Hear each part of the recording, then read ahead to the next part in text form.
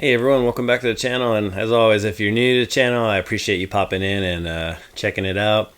I'm back with yet another Xbox 360 vid. So, sorry, Retro Albo, dude, if you're watching, man, sorry. I know I make a lot of Xbox vids, and not really trying to do it for the views. I just like the Xbox. I like the Xbox 360 right now. It's probably my most played system in my house, actually, of all the systems I have, with the original Xbox kind of like right behind it. So, but yeah, Retro Albo, man, he roasted me pretty good on his channel. If you guys get a chance to check it out, check his channel out. He lit me up pretty good, man. It was pretty funny. But yeah, we're gonna go over some titles today. This is a hodgepodge. There's a mix of just random 360 games that I felt like just throwing into a vid. No rhyme or reason. Normally I like to push, cheap games as well, like affordable games. There's probably some cheap ones in here. I didn't do any of the pricing or anything like that, like my other vids. So these are just 10 random 360 games that I think are pretty cool that maybe you'd want to check out and maybe you've never heard of. If I'm not trying to highlight good cheap games, I'm trying to highlight some games that could be new to somebody, and that's why I do these videos. It's just because maybe there's a game out there you've never heard of, and you want to play something new, and hopefully these videos do that for you. So, but yeah, man, enough rambling. Let's dive into some Xbox 360 games, a hodgepodge, as it were. And as always, thank you for watching, my friends. Okay, well, after having played Butcher's Bay on the original Xbox and shown it in one of my other videos, I thought we'd dive into Assault on Dark Athena. This is a 2009 science fiction first-person action video game, and the direct sequel to the Chronicles of Riddick, Escape from Butcher Bay, which kind of awesome is that it's included here. It's bundled in on this disc, and they also made a remake of it on there, so... this course is following Riddick and John's escape from the Butcher Bay Correctional Facility. Both men are deep in cryogenic sleep. Riddick wakes up early and is witness to the escape ship being dragged unwillingly into the Dark Athena, a gigantic mercenary vessel run by Gail Rivas and her second-in-command, Spinner. What a cool name. Hey, Spinner. Yeah, I really enjoyed Butcher Bay, and I thought it looked pretty awesome on the Xbox. And it was in my visually stunning Xbox video. But dude, it looks way better on the 360. Even playing this one here, I mean, just you can see light years ahead graphically. These are fun, though. These are fun games. I'm starting to get better at the whole... well, there's not really so much stealth, I guess, in this one, because, I mean, you can just kind of go berserk and just, end whoever's in your way, but... Alright, it takes us into The Simpsons.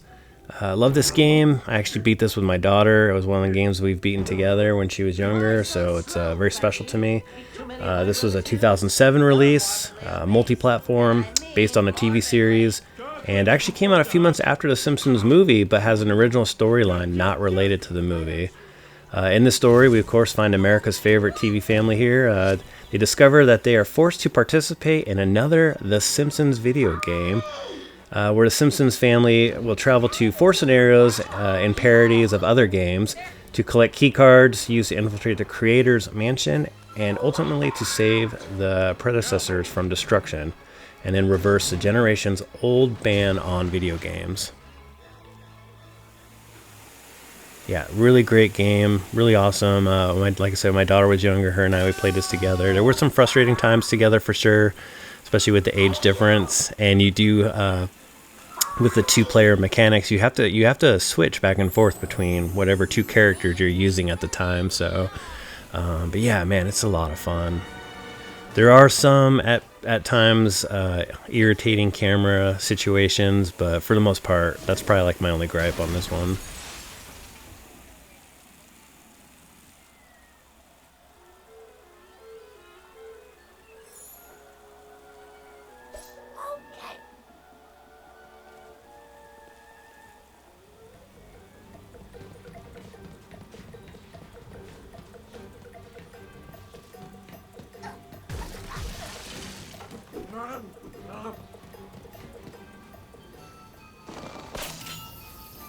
Nice design.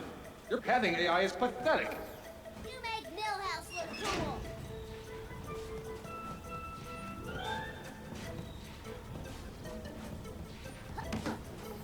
Save my old cool butt.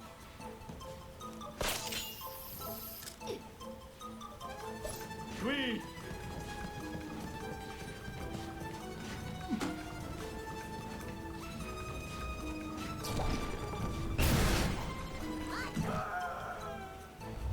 Someone use your joystick to save us. The Bulls win the tip. Boom shakalaka. I'm not gonna do a Tim Kitzrow's impersonation. I don't have that kind of budget, everyone. I'm sorry. This was a 2010 release that was supposed to be actually a digital download if you purchased NBA Elite in 2011. Of course, though, NBA Elite suffered many delays and ultimately was canceled, so the Xbox 360 and PS3 version received physical standalone copies. The game, of course, maintains its 2-on-2 formula based on the Arch Rivals game, which I think was from 1989. I always forget the date. 89 sounds right. You can correct me in the comments. Of course, continues the exaggerated gameplay you've come to know, and plus some really nice, crisp-looking HD graphics. This is fun, and it's cheap. Oop attempt. Making space. Dish. I did terrible in this area. Taking the spot. I kept the footage short. Rose. Fake. Roll. Not my God.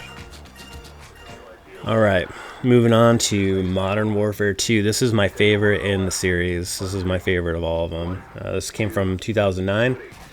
Yes, it is a first-person shooter. This is the 6th installment of the series, and the campaign will follow Task Force 141, which is a multinational special forces unit commanded by Captain Soap McTavish, as they hunt Vladimir Makarov, leader of the Russian Ultranationalist Party, and United States Army Rangers from the 1st Ranger Battalion, who are defending the Washington, D.C. area from a Russian invasion. That old chestnut. The game's main playable characters are Sergeant Gary Roach Sanderson of the 141 and Private James Ramirez of the Army Rangers. And Captain McTavish, of course, will become a player later in the campaign, so that's a cool little bonus.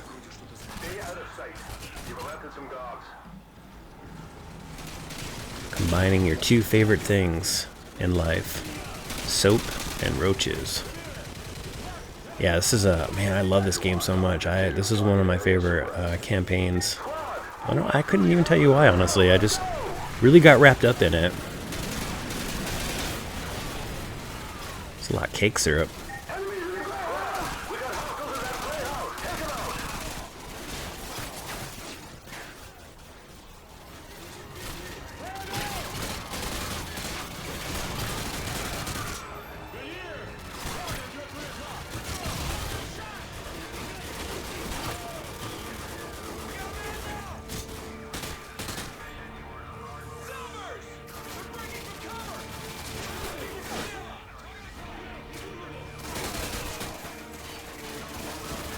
Yeesh.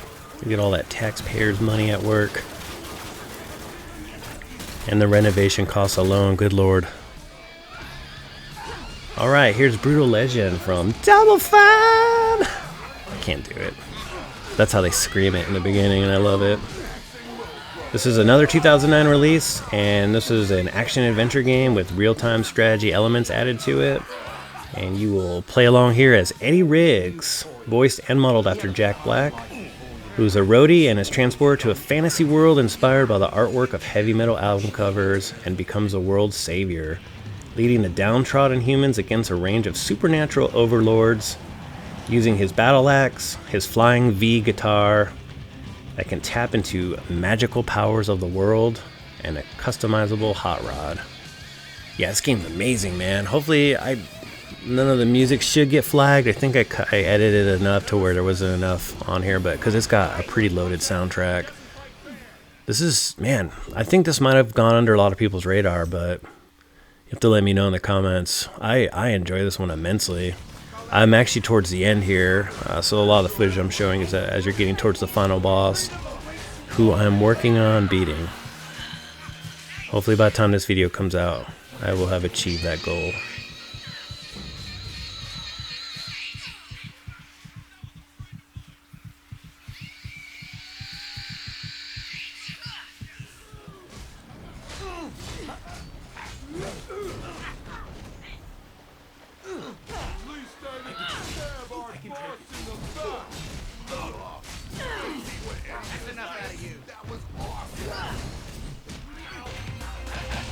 Okay, here's Guardian Heroes, man. It's one of my favorite Saturn games of all time. And here it is on the Xbox Live version, which was remastered. And they formatted it there in 16:9, expanding the playfield. The game features both original, which I included up there in the top corner, the original there, and then it's got the remix graphics, which you're seeing in the bottom here. And remix graphics runs in high definition. Remix mode also applies. An upscaling filter, along with pencil shade effects to the sprites, and implements true alpha blending. Never used that term before. That's okay. Story goes though, a small group of adventurers finds a long-lost legendary sword and gets caught up in battle between opposing powerful beings. The 4 initial playable characters all have unique roles in battle. Han is a tank, Randy's a black mage, Injura is a speedy ninja, and Nicole a white mage. Love that game, man. Here's Lost Planet. Extreme Condition. This is a 2007 third-person shooter taking place in the year TC -80 on planet EDN the Third.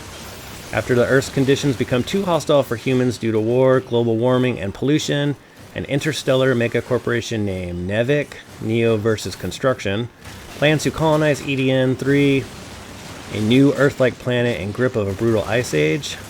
Our hero here, Wayne Holden, is a soldier and attempts to overthrow Nevik and vie for control over EDN-3 while helping colonization efforts for the remainder of the humans, destroying the Acrid, which are aggressive and territorial insectoid.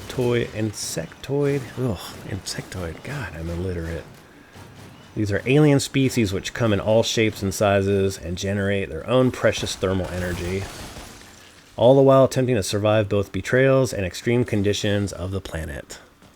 So yeah, the worst environment imaginable. That's basically what they should have just said. This is the worst environment imaginable, and you want to make it your home as soon as you get rid of these creatures. I love this game though, man. I owe this one to Gene from Capsoft Gaming. He told me about this one a long time ago. It's been in my collection for a while. And yes, I still have to complete this as well. Rob is the worst gamer in all of YouTube.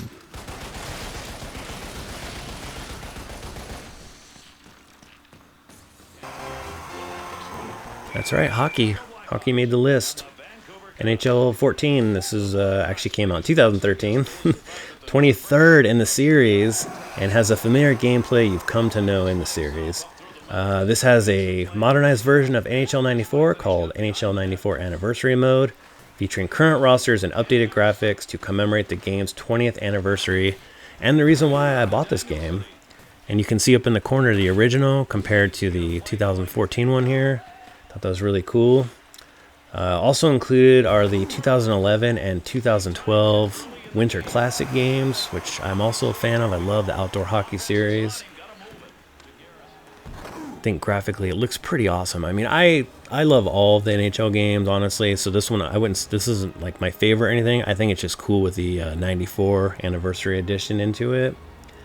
Fun fact to note also, Marty Brodeur would be the first goalie to be featured on the cover of this series since 1997, when EA featured John Van Biesbroek. So for all you history buffs out there in the sports world. These two teams who have faced off as bitter rivals for 45 years are going to go to battle again. We're talking Rangers and Flyers. Well, obviously, this is a great way to start the new year, to have this kind of a venue, this kind of an event. But, Bill, you look at it with two teams who have the history that these two have. Boy, the rivalry sure helps. I mean, the Flyers and the Rangers have been going at it for 45 years, and I remember back to 1973, what an unbelievably bitter playoff series these two teams had. Alright, here's Dungeons & Dragons Chronicles of Mystara. This was a 2013 digital release and a compilation that includes 2 arcade games based on the Dungeons & Dragons franchise. Dungeons & Dragons Tower of Doom from 1994 and Dungeons & Dragons Shadow of Mystara from 1996. This game also allows up to 4 players to battle against the mythical beasts from the Dungeons & Dragons universe with a mix of melee, range, and magic attacks. Yeah, this is just fun. It's just one of those classic arcade-style beat-em-ups. And it's cool that you can get it still digitally. A few of these ones that I have on here, you're running out of time. I believe July, the Xbox 360, the market closes. But I think some of these will still be able, you'll be able to get through your other Xboxes. I could be wrong, though.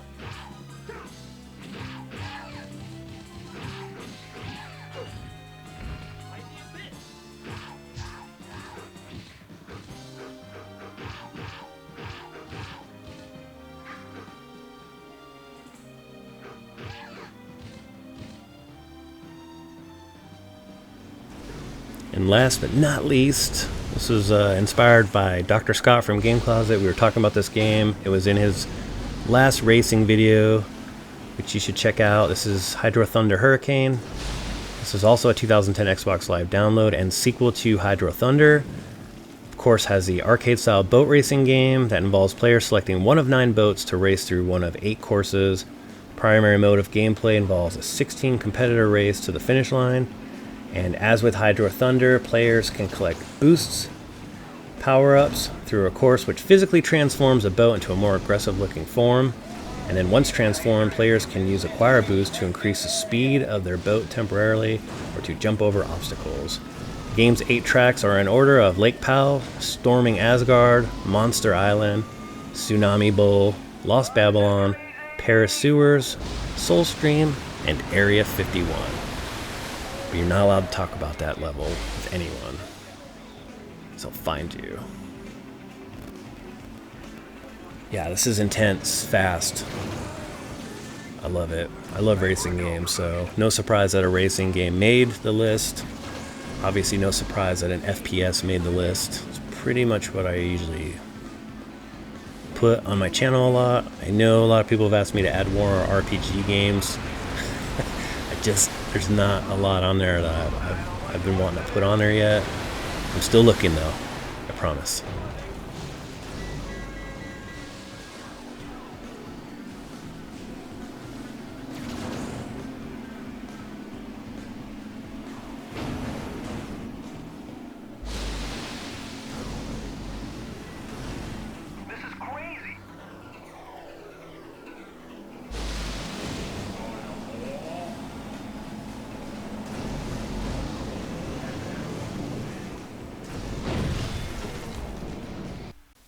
Alright everyone, well, that's it. That's the hodgepodge of games there. Yeah, let me know in the comments, what'd you think? What'd you think of some of those titles? Have you played them? And maybe throw in some of your favorite 360 games, because I'm always on the hunt, for newer titles that I haven't played before. Just found out about a couple from some friends today. Deadfall, one of them from my friend Gene from Caps Off Gaming, and Dr. Scott, shoot, he just recommended one too. Can't think of what it is right now, but if I do, I'll put it in the comments. But anyways, yeah, I love trying to find new games that for whatever reason they missed me on, I didn't see them or whatever. And yeah, I don't know, next vid, I'm working on some different stuff. I do have to do another PlayStation one again soon. I don't know if I'm going to go back to the Evercade ones. It's a small group of people that watches those. And then I am working on a Super NES vid here as well. And then, yeah, just some random Tuesday vids will be coming out soon as well. So, but yeah, as always, man, I appreciate you all watching, and I'll see you on the next video. Thanks.